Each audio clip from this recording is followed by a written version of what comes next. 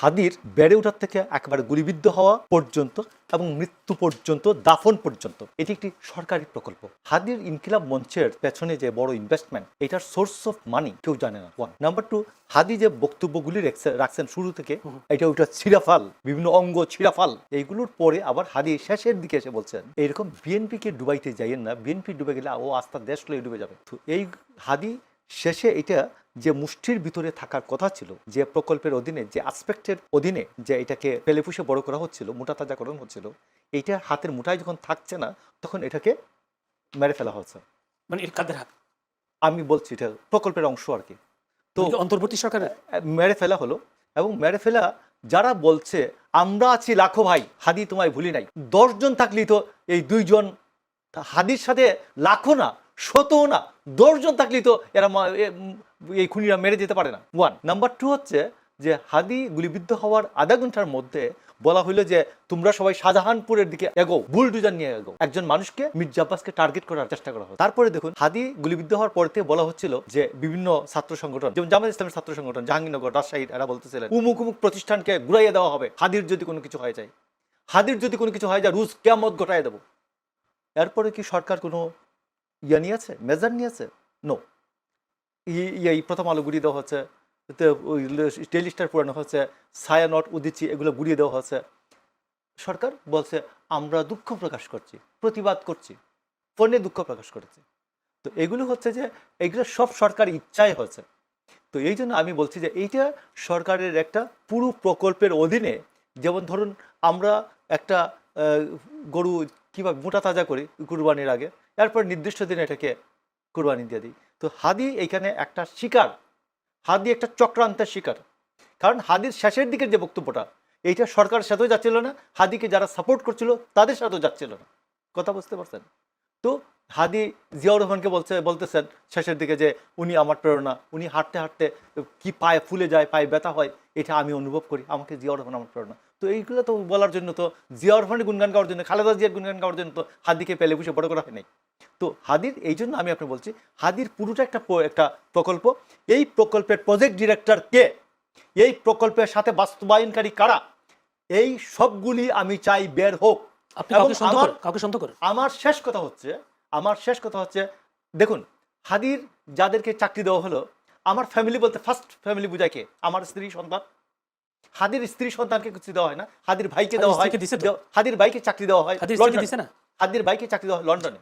তো এই জন্য আমি আপনাকে বলছি স্ত্রীকে কোটি টাকার ফ্লাইট দিছে। হ্যাঁ, হাদির স্ত্রীকে কোটি টাকার ফ্লাইট দেওয়া হচ্ছে। এখন আমি শেষ একটা কথা বলি, হাদি কি নূর হোসেন যে মিছিল করতে গিয়ে গুলিবিদ্ধ হয়েছে? নো, হাদি জাস্ট একজন আততায়ীর হাতে মৃত্যুবরণ করেছে। তো আমরা যত আততায়ীর হাতে মৃত্যুবরণ করে রাজনৈতিক কর্মী, এতে সবাইকে কোটি টাকার ফ্ল্যাট দিবেন আর ওর ভাইকে ইউকেতে আমেরিকায় চাকরি দিবেন? সরকার দেয়? অন্যায় হয়েছে কিনা? সরকার দেয় কিনা? অন্যায় হয় নাই, দেয় কিনা? শামসুল আলম মিলনের ইয়াকে দেওয়া হয়েছে কিনা বলেন? 87 90 যে সাথে পতনের পূর্বে। তো এইগুলো সবগুলো দেখবেন সাধারণ প্রকৃত যে ঘটনাবলী এইগুলোর সাথে যায় না, ন্যাচারাল না, এটা একটু সুপার ন্যাচারাল। আপনি কি এটা মনে করেন হাতি হত্যাকাণ্ডের সাথে নতুন কেউ জড়িত হবে এমন কিছু মানে আমি মনে করি সারা দেশ জুড়ে মানুষ খুশি হয়েছে, স্বস্তির নিঃশ্বাস ফেলছে, হাদির খুনিরা ধরা পড়েছে।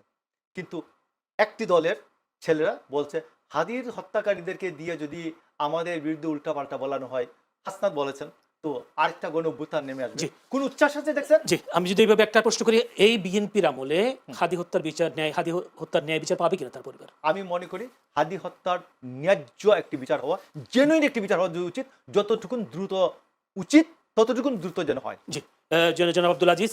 দেখেন, বাংলাদেশের রাজনীতিতে অতীতে বড় বড় হত্যাকাণ্ড নিয়ে কিন্তু অনেক কাঠামো, অনেক প্রকল্পের কথা বললেন ভাই। যেমন 21শে আগস্টের গ্রেনেড হত্যা নিয়ে কিন্তু অনেক কল্পকাহিনী তৈরি হয়েছে, তাই না? আজকের প্রধানমন্ত্রীকেও তো সেই 21শে আগস্টের গ্রেনেডের সঙ্গে মুফতি হান্নানকে জড়িয়ে করা হয়েছে, তাই না? সত্য অবশেষে তো ভাই প্রকাশিত হয়, তাই না? কিন্তু আমি খুব দুঃখ পেয়েছি আমার ভাই হাদিকে নিয়ে যে শব্দগুলো ব্যবহার করলেন। হাদি সেই ব্যক্তি, আমি বলবো বাংলাদেশের ইতিহাসে, শুধু আমাদের জানা ইতিহাস না, এরকমভাবে উৎসর্গিত একটা বিপ্লবী। ওনাকে বলা হচ্ছে এই সরকার, কোন সরকার?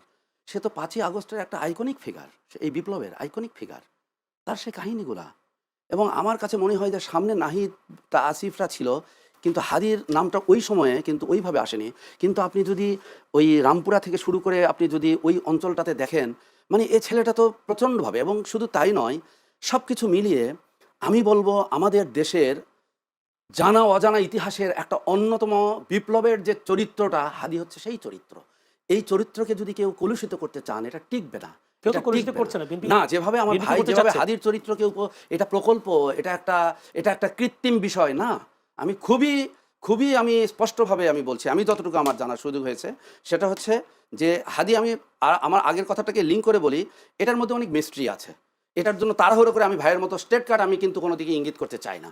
তবে এটা সত্য, আমি ওনার শেষ কথার সাথে একমত যে এটাকে খুবই খুবই গ্রহণযোগ্য এবং বিচার যেভাবে প্রয়োজন সেভাবে হওয়া উচিত। কিন্তু আমি আমার আগের বর্ণনায় বলেছি, হাদির এই যেভাবে হাদির খুনিরা গ্রেপ্তার হয়েছে যেভাবে, এবং তার সাথে অন্যান্য ঘটনা, এই ঘটনাগুলোকে কিন্তু আনুপঙ্খিক আমাদের কাছে তথ্যগুলো আসতে হবে। এবং এজন্য আমি মনে করি না যে এটার জন্য আমাদের মূল্যায়ন করার যথেষ্ট সময় আছে।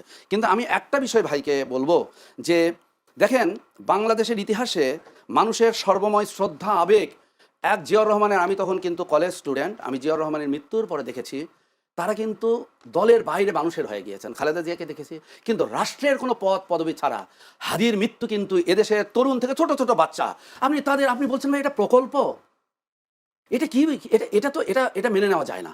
হাদি এটা কোনো প্রকল্প না। হাদিরা কিন্তু যুগে যুগে আলোকবর্তিকা হয়ে জাতির সামনে আবির্ভূত হয়। হাদি হচ্ছে সেই চরিত্র। হাদি কোন সমাজ থেকে উঠে আসছে? হাদি কিন্তু কোনো প্রকল্পের সৃষ্টি এভাবে হয় না, যেভাবে তার ছোট থেকে তার শেষ জীবন পর্যন্ত, এমনকি মৃত্যুর ঘ্রাণ সে পাচ্ছিল।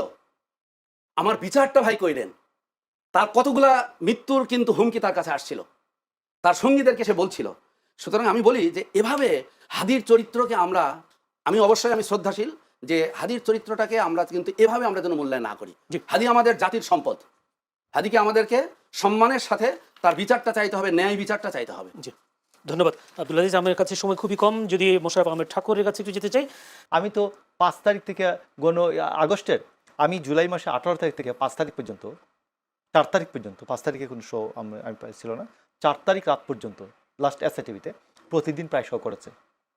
তো যাই সেটা কেমনে করেছে সেটা অন্য কথা, কিন্তু আমি 5 তারিখে পর্যন্ত, 7 তারিখ, 8 তারিখ, 9 তারিখ, 10 তারিখ পর্যন্ত আমি হাদিকে দেখি নাই।